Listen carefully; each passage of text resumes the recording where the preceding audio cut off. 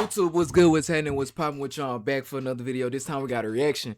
The Doctor Who proved we lived in a simulation, then vanished. Yeah, they got his ass up on out of here, didn't it? Yeah, if I was them niggas on top of the world, I'd get rid of niggas like this too. I ain't gonna cap. I'm gonna keep it a band. I'll get rid of niggas like this too, cause you know too much and you are spreading too much of this information to everyone else. We don't need these niggas to know that. Jacobo Grinberg described our world as a matrix 20 years before the Matrix movies came out. To him, it was science, not science fiction. And he was about to prove his theory when he mysteriously y'all think we dead ass live in a matrix? Never to be found again. There'll be some shit. You wake up in like a tube of fucking water or some shit. Unsolved disappearance. Jacobo Grinberg was 12 when his mother died from a brain tumor. This sad period in his life motivated Grinberg to study the human brain. As a result, he spent his young adult years pursuing degrees in psychology and psychophysiology. Ultimately, he got a PhD and set up a lab in Mexico. I don't know, like me, bro. I'm gonna keep it a band. I'm gonna keep it a stack. I don't know if I believe wholly in we live like you know in the Matrix movie, Neo woke up in this pool of water in this tube, and it's a bunch of I don't think it's nothing like that. But we definitely live in like a simulation, like in the sense of we are being controlled to think certain things that aren't true. How the brain reacts to different stimuli. Grinberg was on track to a stellar career in academia. All he had to do was stick to whatever was normal in his field. But what Jacobo was about to discover was anything but normal. And it all started with an unexpected invitation. In 1975, the scientist was invited to Los Pinos, which was like the headquarters of the Mexican president back. Wait, Los what? Invited to Los Pinos, which was like the headquarters of the Mexican president back then. Who invited Grinberg? The president's sister, Margarita Lopez Portillo, a powerful socialite and supporter of indigenous cultures. Portillo introduced the scientist to a mysterious woman known as Doña Pachita. On paper, Pachita was a cabaret singer and a lottery ticket seller, but what made her famous was her side hustle of healing people with her paranormal procedures. Nothing about what she did that sounds like a fucking scam. These motherfuckers like this, they just telling you what you want to hear, bro. It sounds like it's directed at you, but no, any person can perceive that.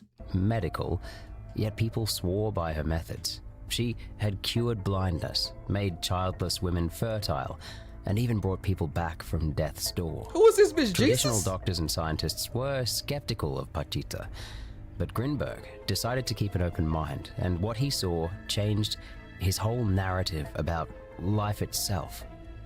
Doña Pachita would soon become Grinberg's mentor, and he would write about her spirit surgeries in great detail. In one of his books, Grinberg wrote that Pachita, quote, was capable of materializing and dematerializing objects, organs, and tissue. And he had a somewhat scientific explanation for these supernatural feats. Grinberg theorized that Pachita was doing something to affect the very building blocks of reality, or as he would put it, quote, the manipulation of organic structures. And with his later work, Grinberg would investigate and explain how Pachita pulled off her miracles. But before getting into Grinberg's explanation, I have to highlight Pachita's most important miracle. At different times in her life, the government went after the shamaness for the crime of, and I quote, practicing voodoo rites. But anytime that... Alright, what the fuck does that mean, U.S. government? I don't think it was the U.S. government, but what the fuck does that mean? What do you mean I'm under arrest for practicing voodoo? Nigga, what are you talking about? You don't get the fuck out of my face. Happened. Pachita would simply vanish from the face of the earth. That's damn near like saying I'm arresting you for being Christian. I'm arresting you for being Muslim. Like what? No matter where they looked, Pachita was nowhere to be found. The government with that's damn near like saying I'm arresting you for find her. Doing a Kamehameha at a random tree. Could take years. Pachita would reappear, looking like she hadn't aged a day. It seemed like Pachita had found a way to exit Clone. our reality altogether. Clone. And this is important because years later, Grinberg would vanish in a similar fashion. Except he would never reappear. Jacobo Grinberg disappeared just before he was about to prove that reality as we know it is just a hologram that we can directly affect with our brains. Now, how did Grinberg come to this conclusion? Of course, by observing Pachita. In 1987, when Grinberg released his most popular work, titled The Shamans of Mexico. The book had 6 volumes, which Grinberg had written in a short period as if possessed by an external spirit. The result was an intense stream of consciousness captured in over 1,200 pages. The book's main argument was that Mexico was in a state of subjugation, which had made it lose its sense of self over centuries of foreign influence. As a result, Mexico's shamanic traditions had been dismissed in favor of Western materialistic interpretation of reality. Grinberg didn't want Western science to limit his investigation, so instead of using it to dismiss the shamans he'd seen, he decided to use science to explain their work.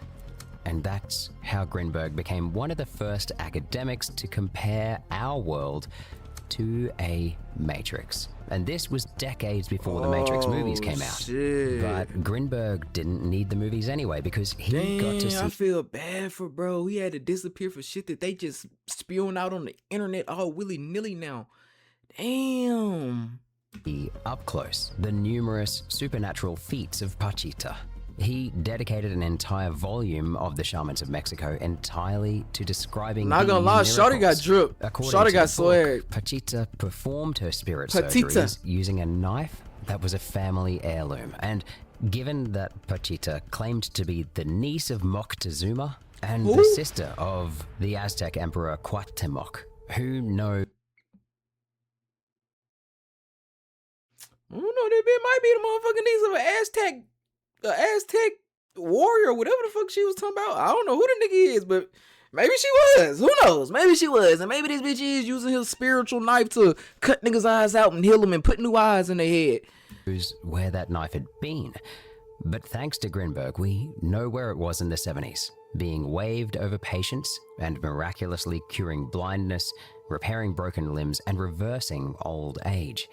Critics of Grinberg were quick to point out that Grinberg hadn't pushed back against any of the claims made by Pachita, including those related to her ancestry. He had also not shown enough skepticism around other people's reports of her miracles. Let me speed this guy. According to the critics, Grinberg was more of a fan than he was a scientist. I'm back, I brain Still, rot.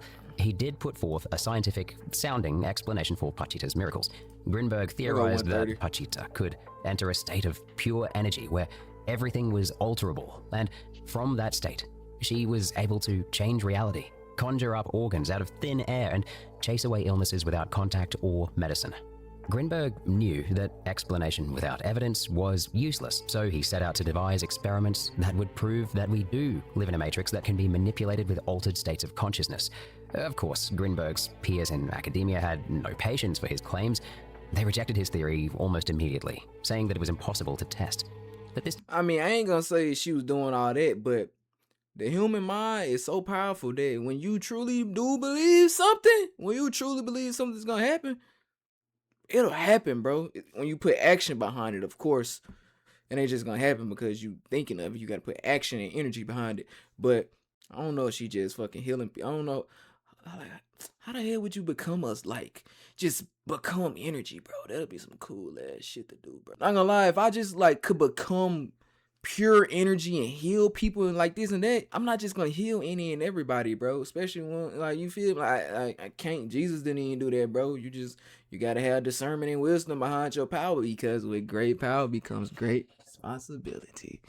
Didn't stop Grinberg, who spent years polishing his theory, which eventually became known as the synergic theory. According to this theory, we live in a simulation of sorts, created by an informational matrix, where the matrix is like the source code and our consciousness is like the code reader. Experience is created when the code of the matrix is run by our consciousness. Grinberg argued that shamans like Pachita could alter their conscious state from code reader to code writer and alter reality at its source as a result. I have to admit that this claim is quite out there, but it does have some internal logic. And to prove at least a part of his theory, Grinberg devised an experiment which involved 2 participants with electrodes attached to their heads attempting to communicate with each other telepathically. After the participants spent some time meditating with the goal of connecting with each other, they were separated. One was sent to a different room, and the other was bombarded with sounds and flashes. In nearly 25% of the cases, the brainwave activity of both participants revealed simultaneous reactions. Apparently, both participants' brains were reacting to the sounds and flashes that only one of the participants was experiencing. In other words, their brains were telepathically entangled Oh a short shit! while. This was Grinberg's proof. I can of see the that. I can see that. Okay, I can see that. I've had time, like my homie, bro. I've had times, bro. We sitting together doing whatever, bro. And I just like missing something right now. What the fuck am I talking about? I just lost my complete train of thought. Never mind. Forget it. universal field connecting Forget all it. human minds. Forget it. A grand background connection that forms, the matrix. Grinberg isn't the first to put forward such a theory, however. Theoretical physicist John Wheeler, who is most famous for inventing the term black hole, heard of that? Put forward the participatory anthropic principle, which posits that the universe is created by its observers. He argued that every aspect of the universe, from atoms all the way to the space-time continuum, derives its existence from information that would be worthless without an observer. Remember, 99.99% of the universe is empty space. Less than 0.001% is matter, and matter is made up of atoms, and 99.99% of each Damn, atom for real? is empty space. Of The closer you emptiness, look, nothing? the more empty Shit. space you find. So it isn't a reach to say that reality itself is made up of How infinite. the fuck would we know that? How? How would we know that? How would we know 99% of the universe is just empty nothingness? I'm sure they said that before they found Jupiter, before they found Neptune, before they found Saturn. Oh, it's nothingness. How would you know? Like, you haven't been there. You haven't been to another galaxy. You haven't been, like, and you ain't been farther, like, you ain't been that far into space, bro. You don't know what's out there. So how the hell will we know 99.9% of the universe is empty space? How would we know that? Information. In Jacobo's time, such theories weren't taken too seriously, though. But more recently, the simulation hypothesis has gained momentum, and many intellectual heavyweights are open to the idea that we live in a simulation. Frank Tipler was the first to really push this idea back in 1994. Nick Bostrom pushed it into the mainstream in 2001. I don't like his face. I don't like his face. I don't know. It's just something about this nigga, bro. He just a dickhead. I can tell in some shape or form. He not so much of a good person, bro. I can just tell, bro, and I just want to punch him in his fucking face. But back in the 1980s, You feel when me? Jacobo was Like, trying it's to some make a people case in it- for like, the it's some people that just informational got an matrix, extremely he was met with punchable ridicule, face. criticism, and ostracization. He was cornered into the fringes of academia. But while the uptight academics were turning their backs on him, Jacobo found interest from an unexpected party, the CIA. Back then, the CIA Changing my name, cutting my hair off, moving to another country. What you mean the CIA at my doorstep? What you mean? What you mean? Oh, it's my mama calling. Hold on, y'all. It's 2 men with black suits, black shades, and an unmarked vehicle at the door looking for me. What you mean they looking for me? For what? Gotta bless. was investigating psychic phenomena, remote viewing, and telepathy. Jacobo's work was among the materials studied by the agency for its Stargate project. Under this project, the agency tried to find ways to use mind reading, remote viewing, and psychic warfare for national and security purposes. Yeah, you heard me right. Now, if such phenomena didn't exist, the project would be shut down within a year or two, right?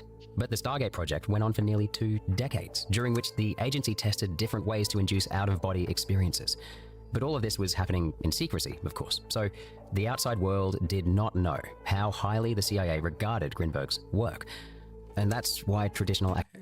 Hey, I don't know if y'all ever heard about the Gateway Experience. It's a CIA operation from around the time of like MK Ultra and shit. It's probably part of this too. Like the people, the subjects of the Gateway Experience, like they say they were really experiencing these things, out of body experiences, being able to leave a body and go see other people while they doing whatever in real time. And like they just became so like one, their like mind and their mind, their body and their spirit just became so one, and they were just so connected. And it got to a point where they was like, they didn't want to do that because they in a way saw like the nature of things, and it just made them much more peaceful. At least that's what I heard. Academics continued to dismiss him. Grinberg expected as much, actually, so he wasn't discouraged by the predictable lack of acceptance. All new theories started off this way, and all Grinberg had to do was divide. So my theory is, once you can really understand the human mind and the human body and the soul of a human, like, then you'll really just understand being more, like just the state of being, you'll understand it more, and it'll align you more with God. Like it'll align you more with God because you'll be able to understand his nature better. As an experiment that would shut up the naysayers once and for all. The greatest criticism of Grinberg's simultaneous meditation experiment was that they were easy to fake. If both participants were exposed to simultaneous light flashes, their brain activity would look similar. Grinberg could then claim that only one of the participants was exposed to the flashes and make it look like, both their brains were telepathically linked. Extraordinary claims require extraordinary evidence. So if Grinberg wanted to prove that all humans are connected through this universal neuronal field, he would need to do more than show EEG charts of two people who had participated in one of his studies behind closed doors. So he set out to shut up the skeptics with an experiment that would be impossible to fake. During what turned out to be his final days, the scientist told his daughter Astusha that he was going to Kathmandu, the capital of Nepal, to participate in a series of meditations. Now, it's said that he wanted to replicate his experiment on a large scale by testing the brain activity of meditators on two separate continents. Such an experiment would be harder to debunk and would involve multiple If I'm the higher up niggas, I would have got him up out of here too. Because if this just so happens to be real, you can't do that. You're gonna give these people too much power, and you're gonna give these people on a global scale too much power and understanding, and they're gonna bring us down from power. Oh no. Get rid of that nigga. He becoming way too influential. Service, and would finally prove Jacobo's theory. But that experiment never happened. On December 8th, 1994, Jacobo Grinberg vanished without a trace. No goodbyes, no final wishes. Initially, there were no attempts to find him because it was hard to tell if he was missing or wanted to be left alone. But after 4 days, his siblings got suspicious when he didn't show up to his own birthday party. Right? Grinberg was reported missing, and local media tried to get the word out regarding the scientist's disappearance. My brother! If he was in Mexico, someone was bound to run into him. But since Grinberg had mentioned going to Kathmandu, he could be outside the country. Something horrible could have happened to him. Fortunately, Grinberg's daughter Astusha was a lead singer in the band Heaven and Earth, which meant that she could get on TV. And get on TV she did, when she appeared on an American channel's broadcast to offer a cash reward for any news of her missing father. Daughter. Began to ring. Call after call with claims of sightings, but pretty much all of them would crumble under scrutiny. The callers wouldn't be able to describe Grinberg or would get details like his height completely wrong. The person vetting the telephone tips was Clemente Padilla, a Mexican police officer who had left no case unsolved. Before Padilla, caseworkers seemed to be playing hot potato with Grinberg's file, passing it around with no one ready to put in the work. But Padilla was more than ready, and he started by checking with the country's passport control. That's when he learned that there was no record of the scientists even leaving Mexico. Padilla then looked for testimonies from Kathmandu and realized that What do you do? Your brother, your mom, they told you that they was going out of the country and they been gone for 4 or 5 a week, and then you starting to get worried because you haven't had contact with them, and you go check their records, and they never left the country. They have no flight records, no credit card statements, no phone calls. What do you do?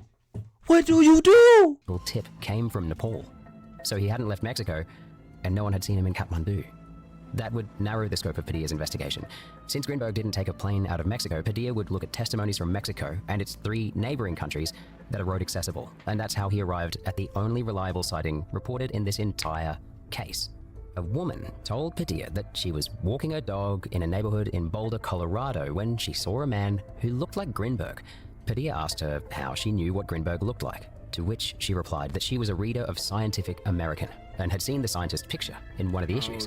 Then she told Padilla something he didn't expect.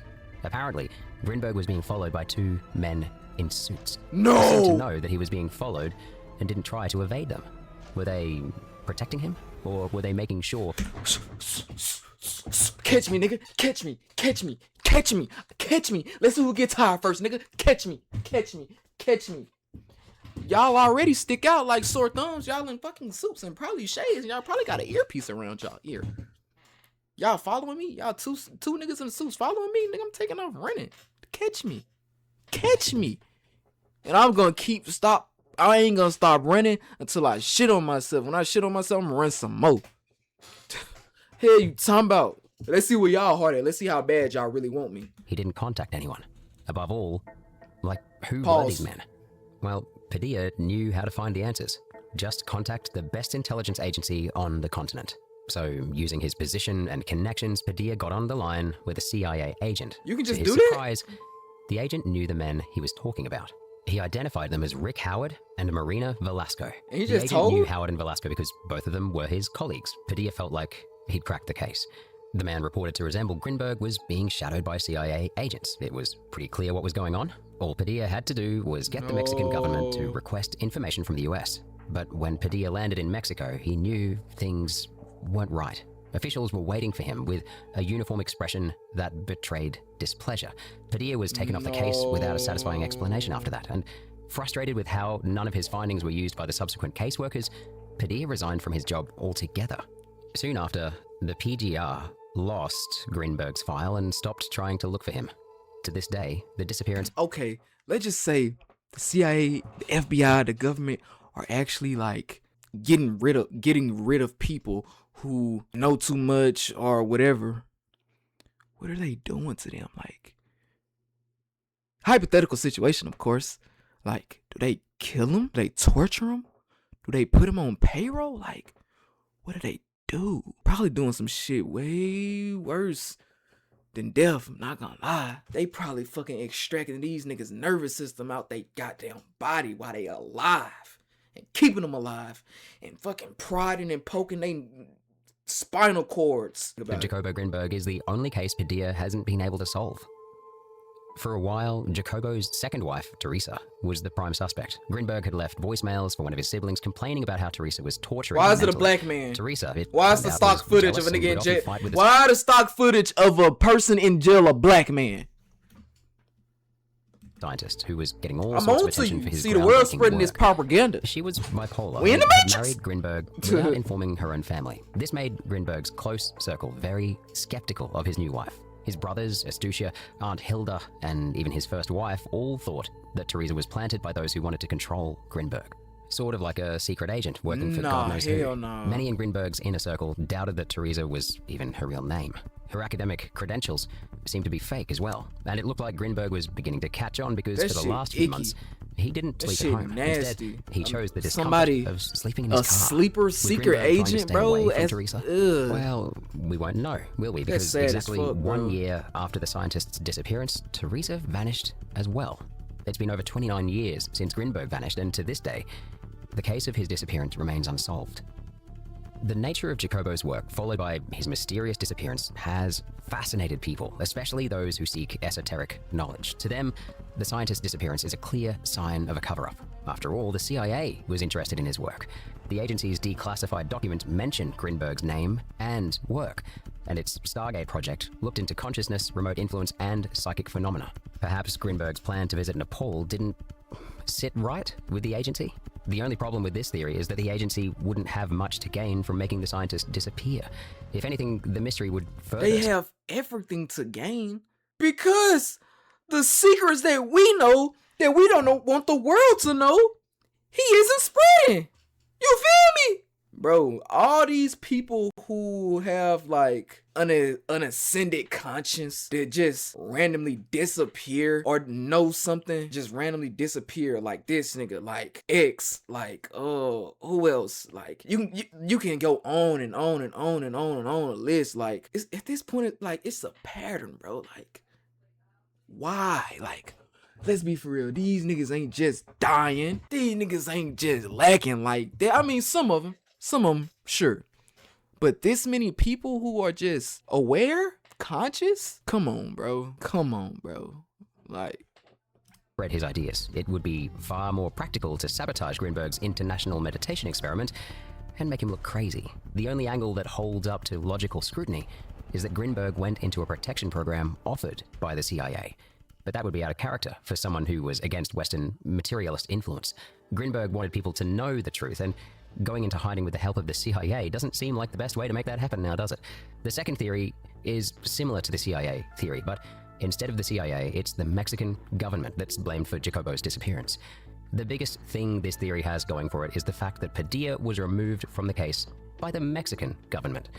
Grinberg was introduced to Dona Pachita by, remember, the president's sister, and Pachita herself had a political past. In her youth, she fought with Pancho Villa in the Mexican Revolution. She was wanted by the government at different points in her life. So politics was at play since the very beginning. And since the Mexican government back then was cautious of people promoting voodoo and witchcraft, it might have mistaken Grinberg as a negative influence. The obvious problem with this theory is that the government of Mexico isn't the same anymore. The power has changed hands a couple of times since the scientist's disappearance, yet no whistleblower has come forward with as much as an accusation of abduction or forced disappearance. That, therefore, brings us to the third theory, that the scientist simply wanted to retire from public life. Given that his message went farther than it ever could in his presence, Jacobo's vanishing act seems to have killed two birds with one stone. For starters, he got his privacy back. But more importantly, his ideas spread alongside the story of his disappearance. Jacobo no longer needed to prove his ideas because of the myth of his disappearance. You know what I mean?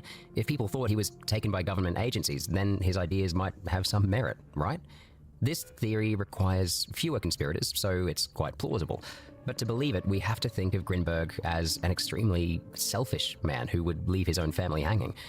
And that's not really the picture you get from what his friends and family have to say about him.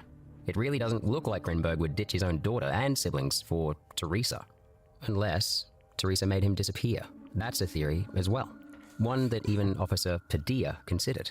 According to this theory, Teresa may have done something to Grinberg, but not for his money. She did cash a check for $1,000 after his disappearance, but that's not nearly enough money to shoot and bury your spouse for. The Teresa theory is actually far more ominous, as...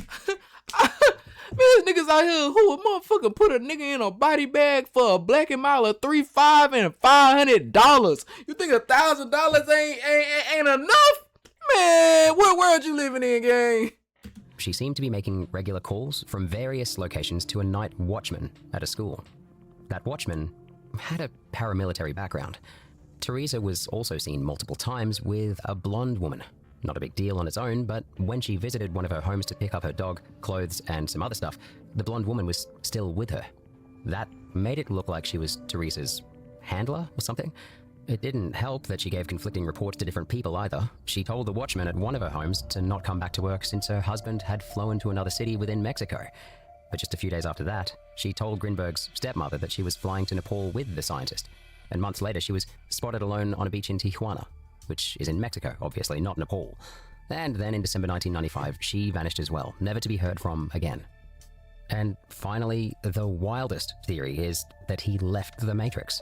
Many cite Pachita's multiple disappearances that happened whenever the government was after her. She had plenty of followers ready to shelter her, but what if she was hiding outside of our reality? And what if she taught Jacobo how to pull it off in case someone was after him?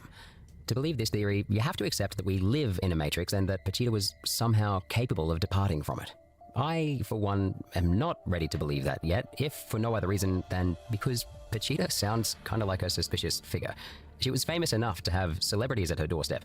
One of her admirers was jazz legend Charles Mingus, who went to see her because of his ALS diagnosis. He was 54 at the time and couldn't play double bass anymore, so he received spiritual surgery from Pachita, who had him lay face down on a bed and used a knife to perform a ritualistic procedure. After it was over, Mingus swore that he'd been killed, as he remarked, and I quote, "She knows how to cut, just between the pores, from God to Pachita." Mingus was bandaged and left satisfied.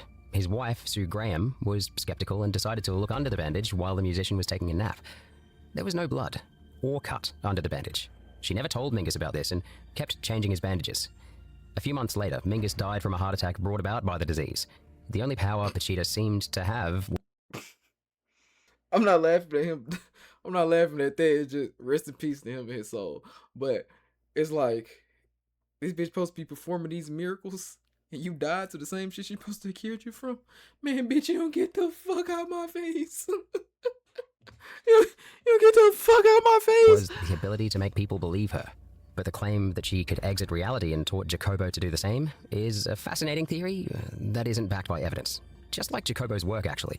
But maybe that's what they want you to think. Maybe it was propaganda by the CIA. Maybe she was actually out here performing fucking miracles, nigga.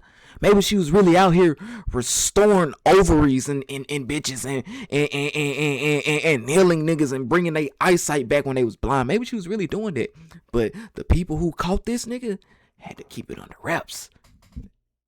I'm just saying. Much of which vanished with him. There was an attempt to replicate the meditation experiment that Jacobo conducted, but the results were far from what he got. No one has been able to replicate Jacobo's experiment, and so his theory remains unproven by modern scientific standards.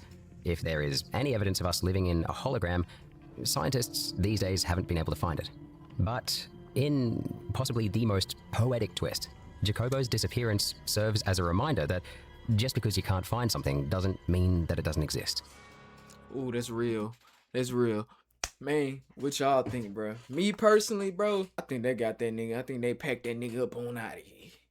Yeah, I think they got rid of that nigga. In what way? I don't know. But he, more than likely, probably not walking this earth no more. Let me know what y'all think down below. Hope you enjoyed the video. I'll see y'all niggas when I see y'all. Peace. Be good.